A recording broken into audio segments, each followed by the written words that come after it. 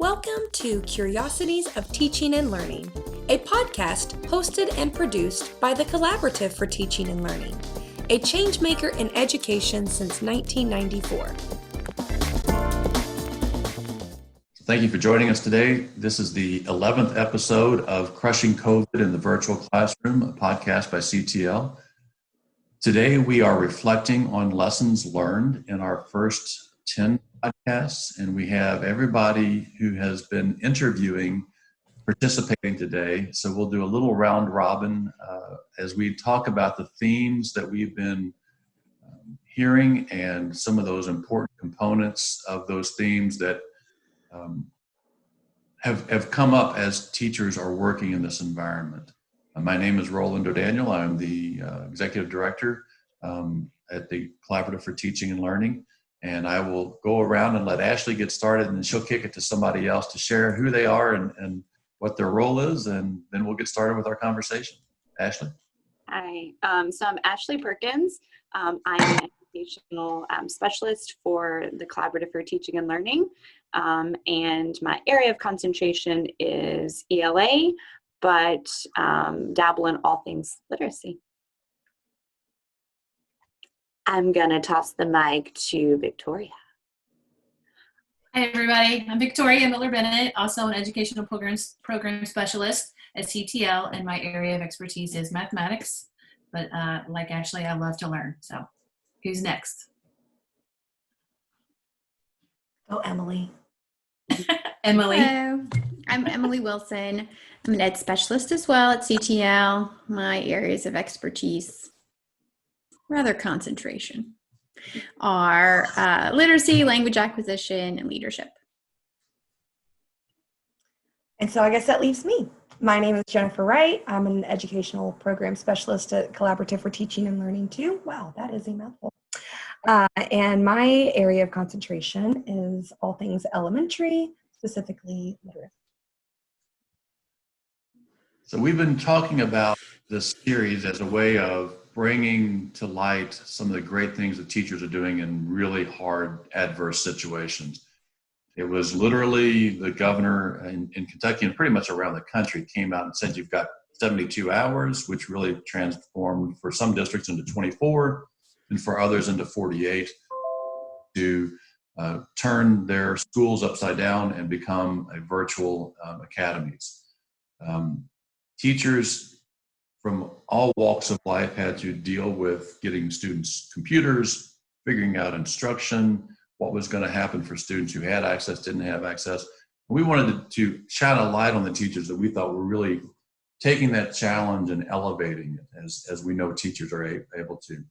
So I'll put this out there and let somebody pick it up. What's one of the themes that we've talked about that we've really seen teachers addressing as part of this work?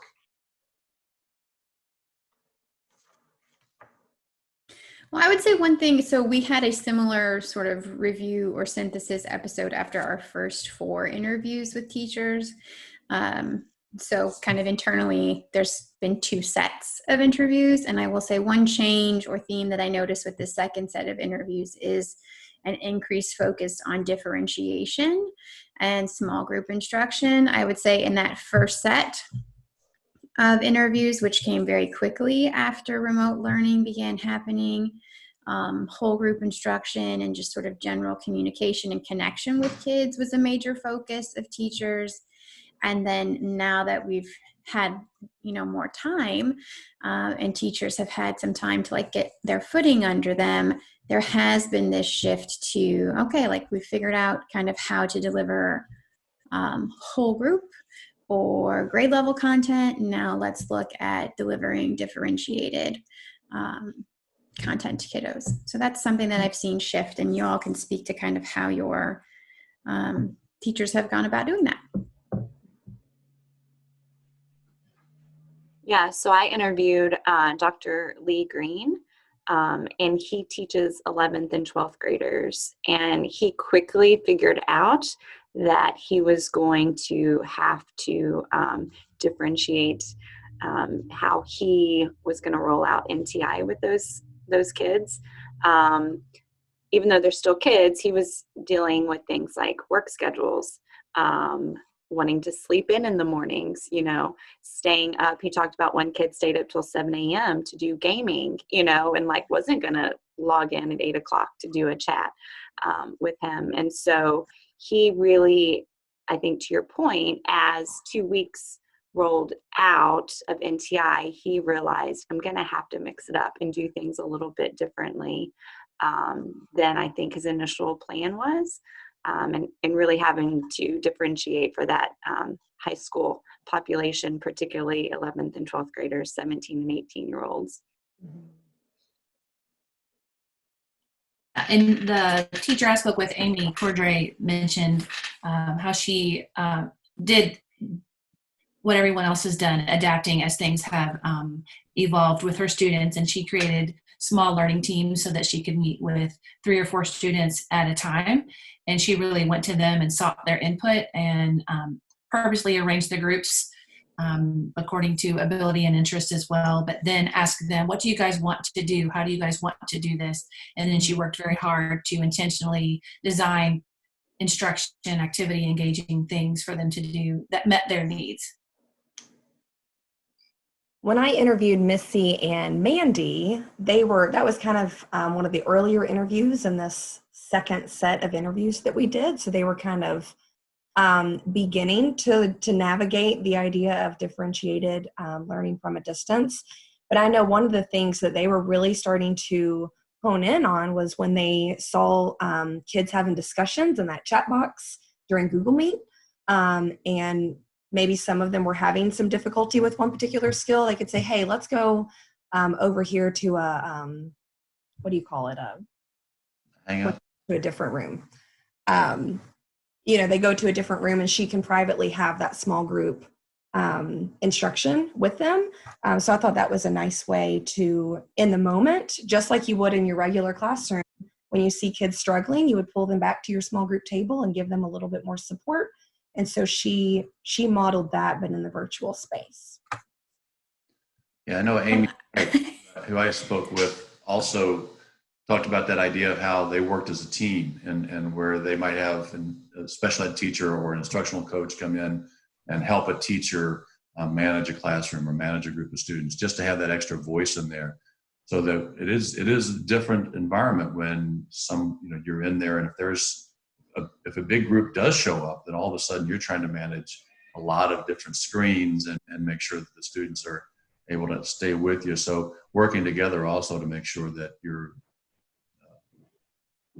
meeting the needs of the students as they're going through those conversations as well. Well, and something else that kind of jumped out at me in your interview with Amy Wright was this idea of just students being able to pace themselves. And when it is a video that the students get to watch, the power of pause and letting them pause. And if they have the content, they can just keep going. But if they don't, they can pause, they can rewind, they can play back again and listen to that content, which I think is another way for students to help themselves learn at their own pace and differentiate instruction as needed. Yeah, I loved the way Amy Cordray articulated this. I'm not going to capture it exactly, but she said that she and her team had to reflect on what they know and believe to be true about teaching and learning, and then figure out how to do it here. And for them, one of those things was this workshop model, differentiation. And I was just so got choked up when I heard her say that, because I think that, we have been running around and things have been changing very quickly. Everybody's been putting in a lot of effort. But to me, that really encapsulated just what an excellent group of educators. We're not going to survive in this time. We're going to thrive in this time. And we are going to stick to what we know is true, what we know about kids and what we know about teaching. Teacher that I interviewed, Erin, she teaches first grade. So maybe the youngest group in this round of teaching or in this round of interviews. And so she was just beginning guided reading. And, things are not, the technology and the tools are allowing her to do that. So she's able to meet with small groups of students, differentiated groups. Kids have a common text in front of them, but some of the things she's struggling with are like, how do you listen in to one child in a private way, like you would across your guided reading table, like can whisper in my ear when everybody else can hear you. And so, I think everybody is making small incremental steps. Somebody mentioned this idea of like prototyping. We do one thing, we try that out for a week or two, then we move on and do another. But I think all 5 of the teachers that we interviewed in this round have really latched on to this idea of differentiation, like leading from the student, and that idea of like yet. Like maybe we haven't figured it all out yet, but we will. I like that idea of the prototyping as a kind of an organizer for how some of the innovations have come about us that we've been seeing in themes. So I know one of the themes we talked about is parent engagement. And I think that's one that schools traditionally have struggled with. How do you really engage the parent? But what we're seeing here, and especially with the especially, I think with all of them, but especially with the elementary groups, is you have to go through the parent, and you really have to engage them in the process so that they have understanding of what's going on, so they can support their kids at home. And I think that's one of those prototyping models that really picked up some steam here. And that is, we're going to reach out, we're going to send some emails. I think one of the first things we saw was teams of teachers working together to send one email to parents really quickly. Sending 4 or 5 of them, especially at the middle and high school where they've got 7 teachers. We're going to send one email so that parents can manage that much content. But then it began to even build, we need more engagement with them. And how do we do that?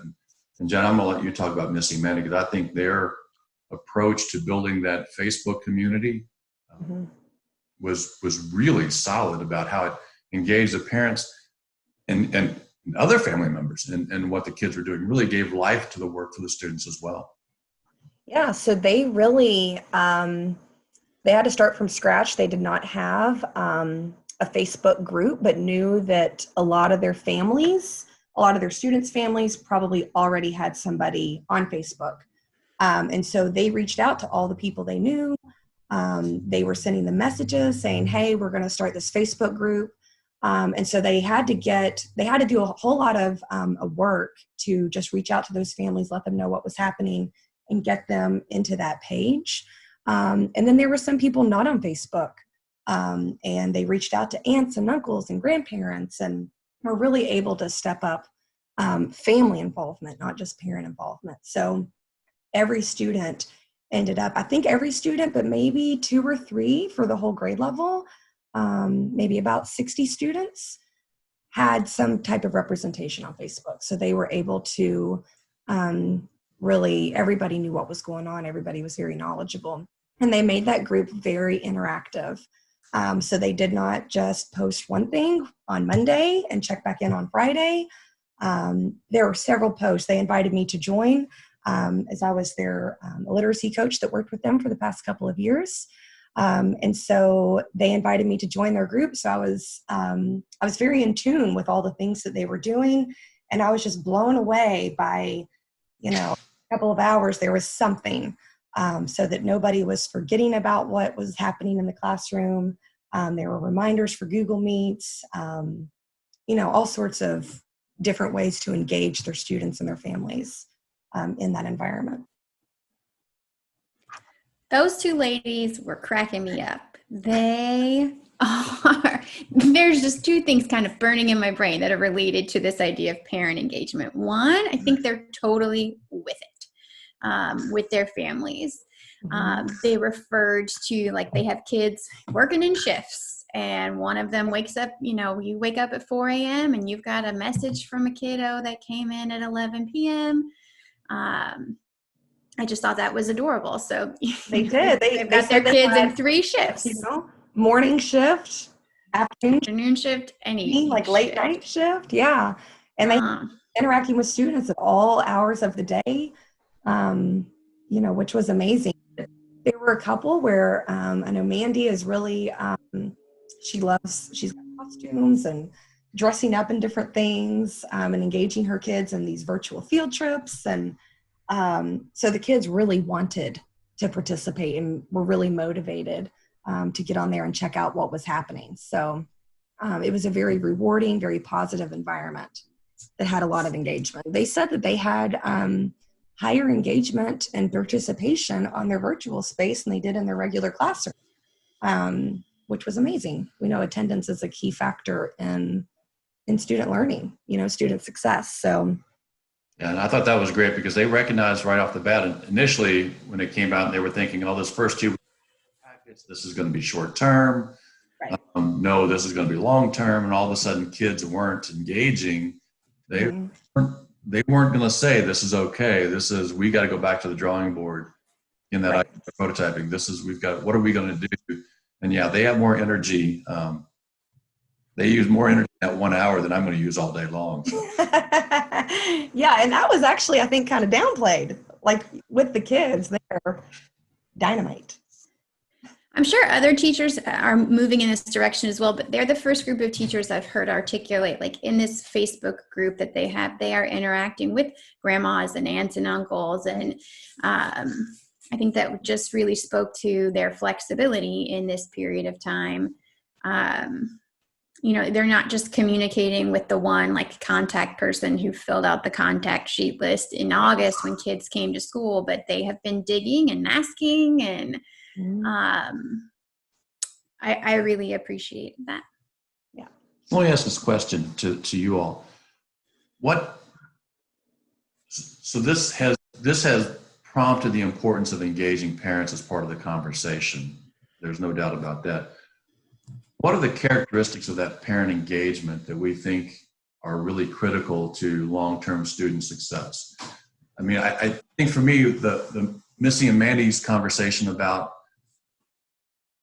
just helping the parents and families understand the work that the kids were doing is really kind of a major piece. And let's think also about as kids get older, middle and high school, I know that Lee's, group is juniors and seniors in high school. Parents aren't jumping up and down when kids are, bringing home calculus, right? Nobody gets that excited about that kind of stuff. But what is it about this environment that we think has that potential to go beyond just the COVID experience? Well, one thing that Lee talked about is he's the coach for esports, which took me down a rabbit hole of research because I knew nothing about that. And Kentucky PS has an esports league. So he had a relationship with parents because of coaching. And so he talked about that, I don't think in our interview, but he and I talked about that. And so he shared one example of one of his students, a female student, is actually finishing her Eagle Scout certification. Is that what it is? Project, Eagle Scout project. Yeah. And so he was like laughing with me that the mom and the daughter were like in the drive-through at Dairy Queen, and like he was on speaker and the mom's asking him questions and advice on helping the daughter, and the daughter's asking questions. And so he's like, even though that wasn't part of his coursework, I think it goes to show the relationship that through that coaching throughout the year that he's had, that the families feel really comfortable in reaching out to him in that way. And I suspect for high school teachers, having been one, that's probably where a lot of access to parents comes in.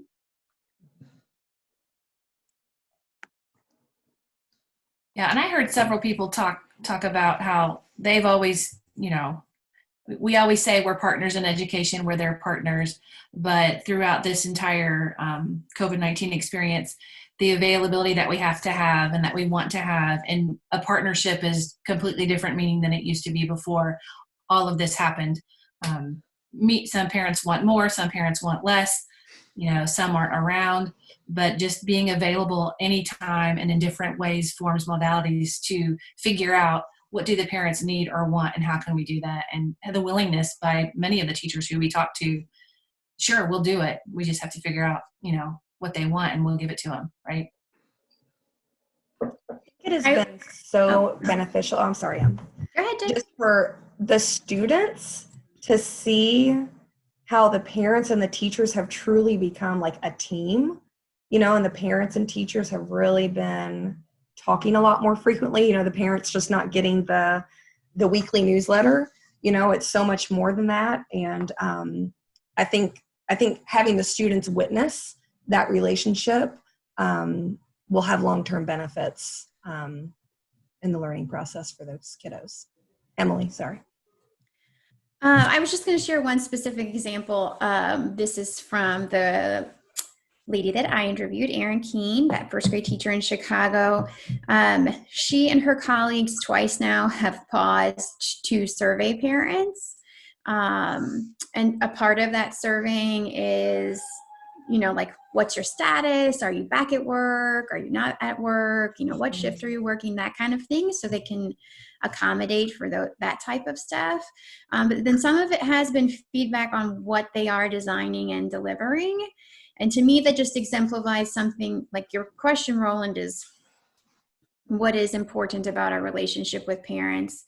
And I think that them serving their parents, to me, exemplifies an asset approach to the parent-school relationship. I think that we all intend to have an asset approach and approach our parents as partners and as allies, but many times we're just busy in our lane and they're busy in their lane, and unless there's an issue, we don't tend to cross paths. And so for me, this was just a concrete example of one way that this group of teachers really are seeing the parents as assets. We wouldn't be asking you for your feedback if we didn't respect the feedback that you have to give us, and if we weren't willing to modify our approach based on it. So I do also want to point out that other than me, the other 4 panelists here are also parents who have children at home in different settings going through this same experience. So not only are you all professional educators, you all are also parents on the other end.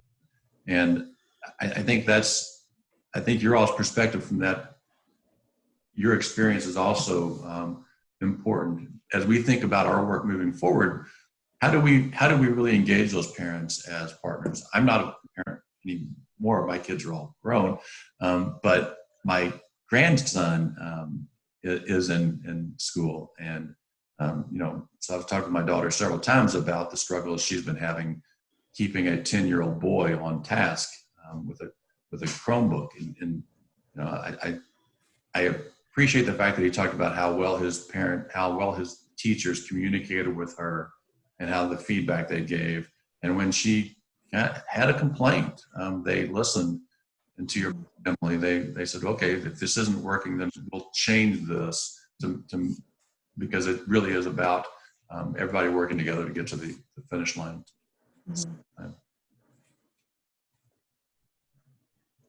Thing that I've seen as a parent is when my child has had an opportunity to do something really creative or unique, and it not just be a task to check off a list. And I know that Amy Streit talked about that getting the kids involved with some student choice or creative thinking and showing their learning in different ways. Those children are more motivated to complete those tasks and to be involved in the learning of that. And I've seen that with my own child too. When it's something that he just has to do and check off a list, there's very little engagement. But when there's something creative, problem solving that he has to do, a lot more learning comes out of that just through the process, not necessarily the outcome, but just learning and seeing him, and he's more engaged and more into the learning activity. And so I think thinking outside the box and providing those types of learning activities for the kids to do is really beneficial. And I think parents appreciate that too. I think that's a great point, Jen. I hope that's one of the things that comes out of this as we see teachers really being forced to give up a little control because they don't have the kids in front of them. And one of the things we know that can translate into is voice and choice boards, those kinds of things. that's part of the universal design for learning that our adolescent literacy model and our artful reading model embrace. And that is, how do we give students that opportunity, one, to create, but then have voice in what they're creating and how they're creating it. And if it is about standards-based instruction and about showing that I have mastery of this content, giving them that ownership just does increase engagement. I think that's something we've known for a long time, but it is also difficult, though, when you're in a classroom and you're looking at 30 kids in front of you. How do you manage all that process? But it's even harder when you're on a computer with 30 kids, maybe in front of you or not in front of you at various times as well. Yeah. I think to me that kind of hits on another theme here. This is not my term, but it's a great term. These engaging activities that we want to design for students, or the differentiated instruction that we want to provide for students, some of that will depend on our individual or school or district digital agility. So I just kind of want to hand that out to the team here. What are we noticing amongst those that we've interviewed in terms of their ability to, quickly, agilely adjust to this digital space?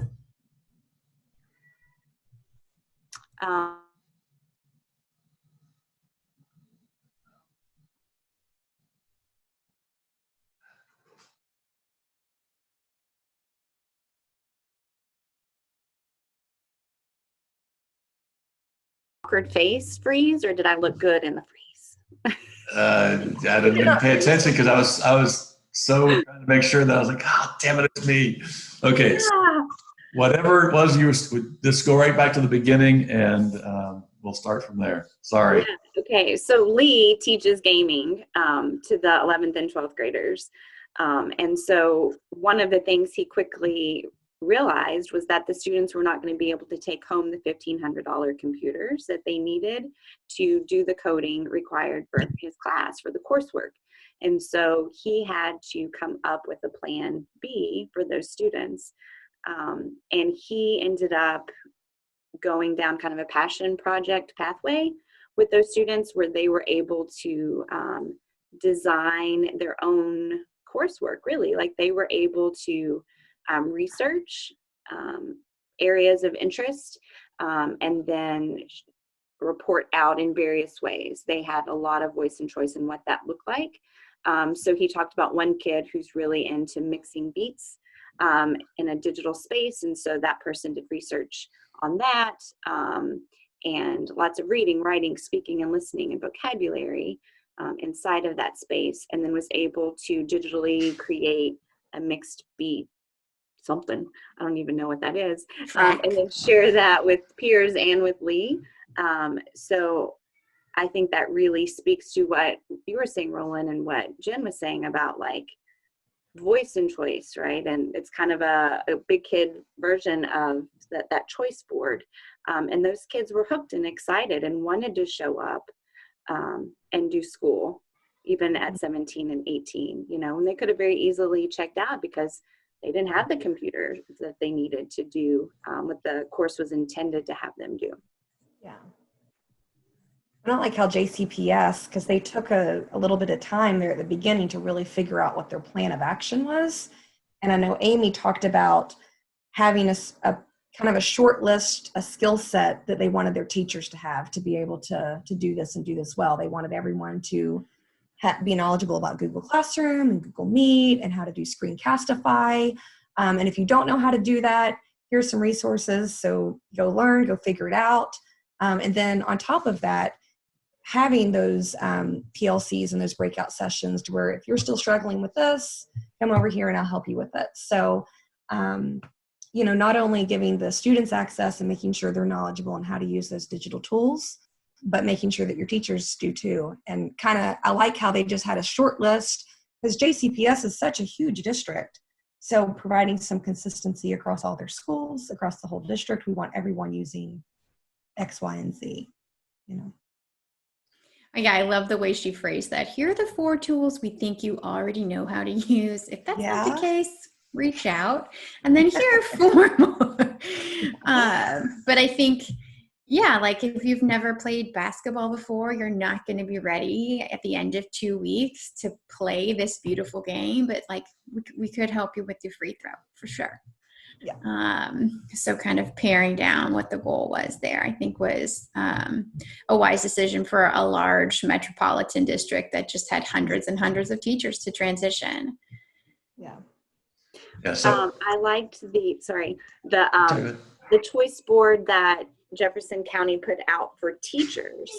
It was a menu of options for professional learning networks. So if you wanted to, on Tuesday at 10:30 till 11, learn about Flipgrid, you could go in and sign up. And so teachers had this, all day from 8 to 3, a menu through the entire month of things that they could go and learn more about. I really appreciated that. I thought that was a really nice way to leverage leadership in the district. So Victoria, I'd like to, and I don't remember if this was from your podcast or just in talking with you. I know that when you went to Amy's class and you sat in with her, one of the things that I know, and I think this is a little bit of a step back from digital agility because I don't think this is as much about the tools, but she talked about doing the 3-act play with her students, or you talked about her starting that with her students. What I know about 3-act plays is it's not as much about voice and choice for students as far as the content, but it's how they solve a problem. It's their own way of thinking about that problem. And talk a little bit about how she handled that process of it being slower in that digital environment and how that played out. Because I applaud any teacher who's willing to do something and push their students to think as hard as a 3-act play does. Because it's not just solve this problem and we're moving on. It's a more complex approach than that. Yeah, she had been doing the 3-act math tasks for a while, so the students were familiar. And as it relates to digital agility, she actually kept things very simple for her third graders. They already had Google Classroom in place, and so I don't think she added anything new except for Zoom. So there wasn't any new technology that she introduced. She just tried to keep it simple. And so when I sat in on the 3-act math task, one of the hallmark features of the 3-act math task is this, how you start off with a notice and wonder, and children are invited to comment anything they notice or wonder. And initially, students will notice all kinds of things that are not math related. And you have to be very patient to honor and listen to all of the fun and exciting things they notice, like he's wearing a striped hat and he's taller than that one, all this type of stuff, which even being taller is a math thing. But and then eventually getting to the question that we're trying to solve, figure out the answer. This one was about how many hot dogs, I forgot his name, the famous hot dog eater at the Nathan hot dog eating contest, how many he was going to eat, something Joey. Anyway, they were all grossed out by the hot dogs and dipping the hot dogs in the water. And they're third grade students, and it's this small little group. And it was remarkable. The questions they developed, the way they approached the mathematics. In fact, they solved it without even knowing they had solved it in a very intuitive, smart way. They did not use algorithms. They did not use a procedure. They just flat out went down their path of their own thinking. And it was incredibly slow going to watch and to hear. But I think it's indicative of what can happen if we are comfortable, like Amy is, with going slow and not worrying about if we're going to finish or not. And we didn't exactly finish, but as a result, everybody in the group shared their problem solving process and I think grew a little bit in their confidence, even though they all didn't get the right answer, so to speak. But I think that all goes in together in the conversation that we've been having, and it's what we're learning as we're going through this, and how do we translate what we do in our face-to-face classroom into a virtual classroom, and this didn't work, and I'm going to, Mandy and Missy and Mandy went back to their high energy selves, right? So they got dressed up and they started, that's what they went back to. That's what they were really good at. Amy went back to, we're going to do this and I'm going to give you a chance and space to think and let you do that. And third graders probably are not able to type in a chat box. So there's probably a lot of a lot of noise coming out of that Zoom. That talking over top of each other probably could be a little unnerving if you're not willing to say, just let them get it out and let them go through that process. Right. So I appreciated that. Well, I think a lot of the teachers whom we have interviewed recognize that there are a multitude of digital tools available to them, and that some of them might be superior to what they are using. They might offer features and connectivity that aren't included in what they're comfortable with. But I think people have progressed to a point where we're being selective. Erin, spoke about Seesaw, which is a wonderful product, but it's completely new to her.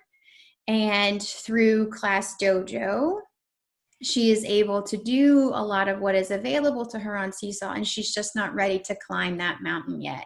So I don't know so much if it's like about her agility, but rather her just wisdom in deciding, I will do that eventually.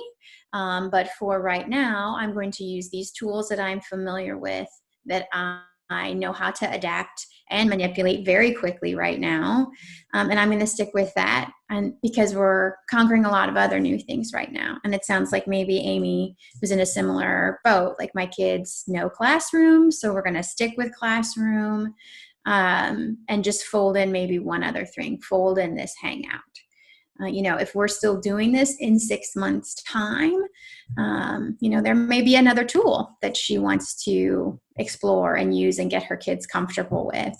But for right now, she's working with what she has.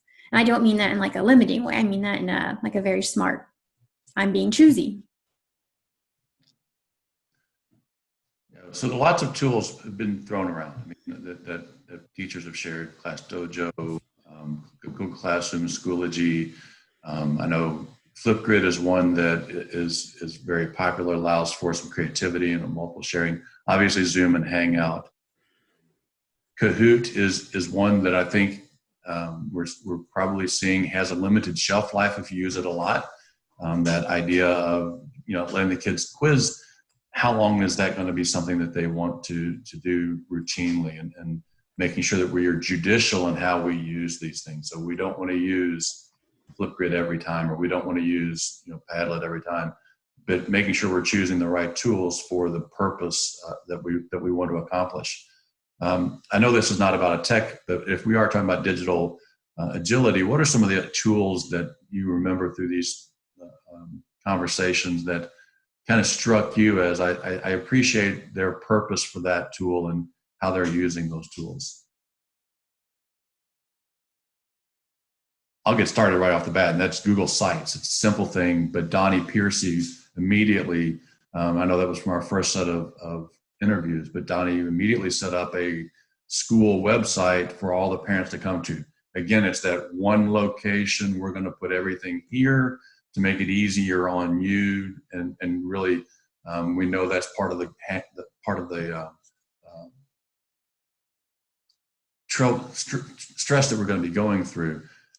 That also gave them a chance to see how many people were accessing it, when they were accessing it, and those analytics become a way of validating the work that you're doing. So when you've got 600 people showing up today, that's good. When you've got a population of 400 students, you're probably getting a lot of your students.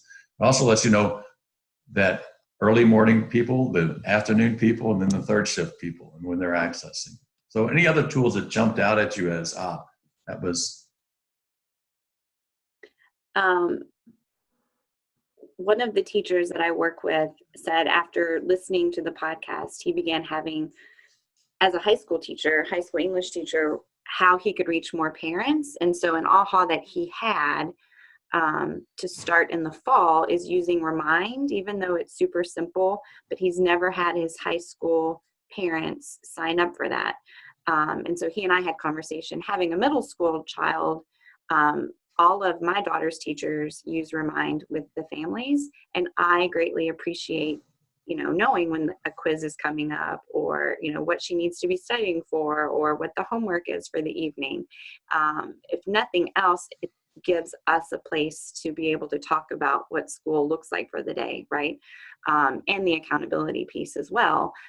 So that was something that, it's a simple tool, it's a free tool, and we use it really heavily in elementary school. It begins to fade out in middle school, and very rarely do we see it in high school. So that's something he's gonna do in the fall. One tool that this actually was kind of in our first half of this series that John L. Simpson mentioned, that's really parent friendly, is using Clever. So when you are using a variety of online learning platforms that has different usernames and passwords, it's a lot for people to keep up with, especially parents. So Clever, I think, makes that really simple, in which it's just one place that they can log in and then get access to all of those platforms from that one common space. But something else I thought was interesting, was kind of a new idea I had not heard of from Amy Wright, was using Microsoft Bookings to just to help parents go on and request certain times, and to help teachers really manage the time frames that they made themselves available or that parents needed them. And so simplifying that process, because I can imagine, like Missy and Mandy, they found themselves working all day long every day, to try to really meet their kids when they needed them to. So I think finding some type of program that can help you manage the time would be really helpful. And then I'm not for sure what this one was, but Amy Strite also mentioned Edpuzzle. I know they were using that in their morning meeting. That was something that had come up in a morning meeting with their staff. They did a morning meeting with their staff, not with their, they did one, I guess, with their kids too, but they also did one with their staff, which I thought was interesting. So Edpuzzle, I wrote that down because I was going to look it up later and figure it out. I don't know what it is, but it sounds interesting. Well, I just want to reinforce Clever. For kiddos who are smaller, pre-K, K1, 2, they don't even have to log into Clever with their credentials. They can just log into Clever by waving a QR code in front of their device camera. And so I think at home it's particularly nice if maybe one parent tends to do more of the teaching stuff, for that other parent not to have to track down what was the password, et cetera, just wave the QR code. But then in the classroom, it's just so amazing, particularly in like a Missy and Mandy situation where they have kids traveling between rooms. And so they may not be on the same device all day long if they're not allowed to carry their device with them. It's as a person who has made multiple index cards for students over the years with your login and password to this and your login to password to this, and you taped it to the desk, Clever is a game changer. So as we begin to think about bringing those to a close, there is one more topic that I think really is important to touch on, and that's that idea of formative assessment. I think this is that we know when you start looking at studies on rigor, how we assess, and standards-based assessment are clear indicators of setting students up for long-term success. That goes back to Cheryl Gray's work, Barbara Blackburn's work, and I think the work around formative assessment really is one of those things about giving feedback to students about this standard and the work you're doing here, and how difficult that is sometimes to get traction with that. I think that one of the things that Amy talked about was the work that they've been doing for a couple of years around that really came into fruition here, because now the teachers have to be giving feedback. You can't give a grade. You're really just giving targeted constructive feedback. And so I think that was one of those themes that I was really glad to hear coming out as an important component, because it is just so important. If you want kids to participate, you got to give them good feedback, and the power of good feedback, is all over the place. So were there any other points around that you thought that your people made intentional connections to?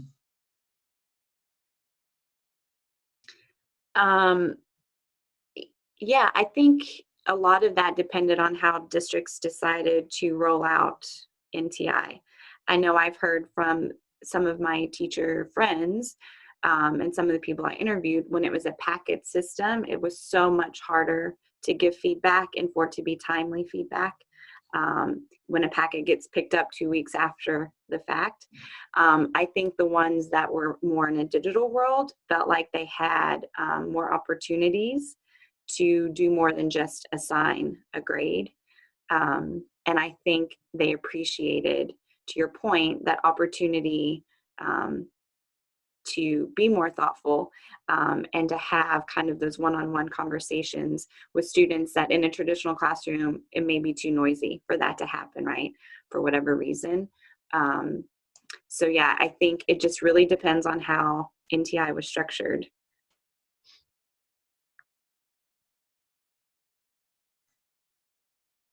Well, I would just like to quote Amy Strite, something that she said, down, because I thought when she said written tests aren't the only way to assess students, it's so true. You don't always have to have a written assessment to do that. And so she spoke of the kids having to reenact, I think, a piece of Renaissance art and having to do that. And probably typically in a classroom setting, we would just think, oh, the easiest way to do that is with a written assessment.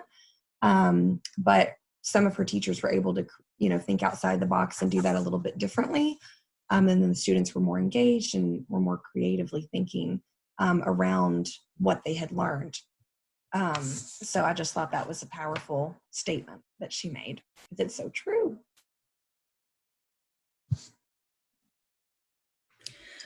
One thing that I've been having lots of conversations with instructional coaches and leaders about the feedback that's being provided right now.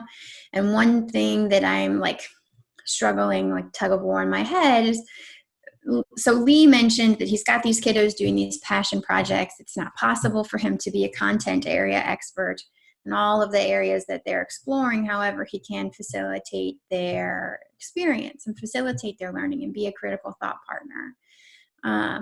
And so that's kind of one type of feedback. However, when we are having kids do work towards our standards, for us to provide effective feedback, we have to know our standards intimately. We have to be those disciplinary experts, those content area experts.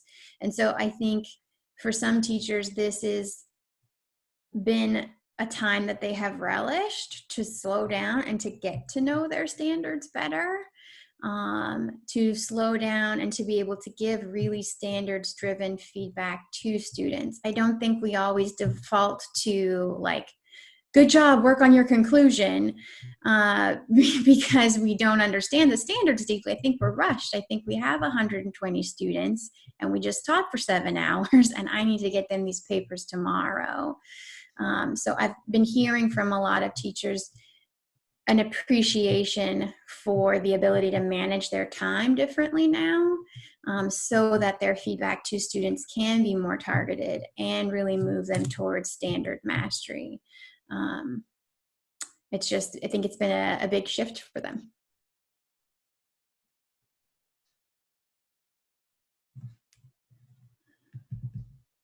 Thank you all for the conversation. Before I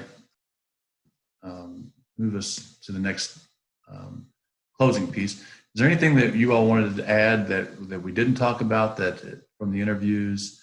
I continue to go back to, and this really is a tie-on to the last piece of the conversation, Missy and Mandy, when the 2 boys were in a Google Doc and they were running the comments, and that's what she pulled them out and put them into a Google Hangout because they had about 100 comments on their running list.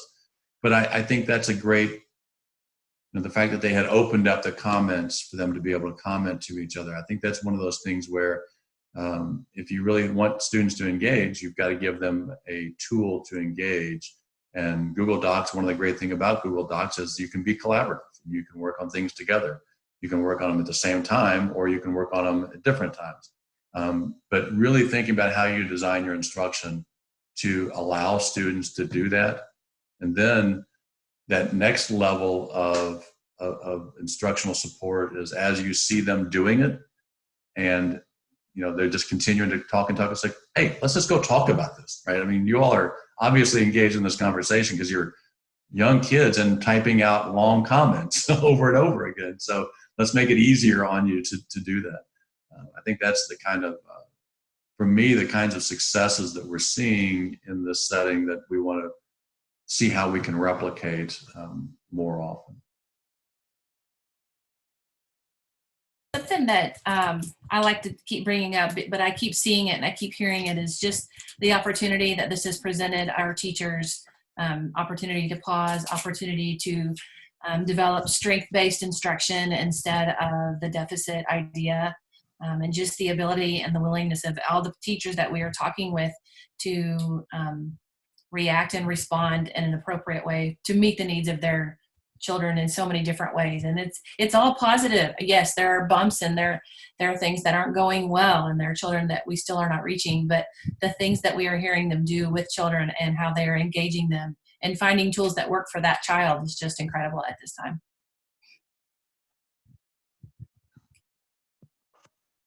I think a big piece that a lot of the teachers that we've interviewed have discussed is the relationships with their students and cultivating that positive learning environment and making them all feel valued and they all have a voice in the learning process.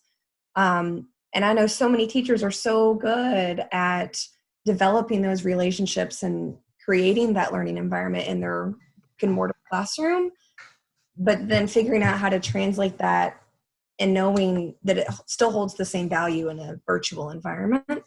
And so when I think about us going into next school year and the possibility of starting in a digital learning environment, what does that look like in developing and laying that foundation for the relationships with your students, and what that learning environment looks like? I think a lot of people are going to have to really, we had the advantage this year where all those things were already established from the in-person relationships that we had in the classroom. But we may not have that luxury next year. So how to start off a school year and develop those relationships from a distance, and get those, because that's been a big motivator for a lot of these students to continue and participate. It's been those relationships with their peers and their teacher. So how do you move forward with that in mind next year? Curious to learn from those teachers.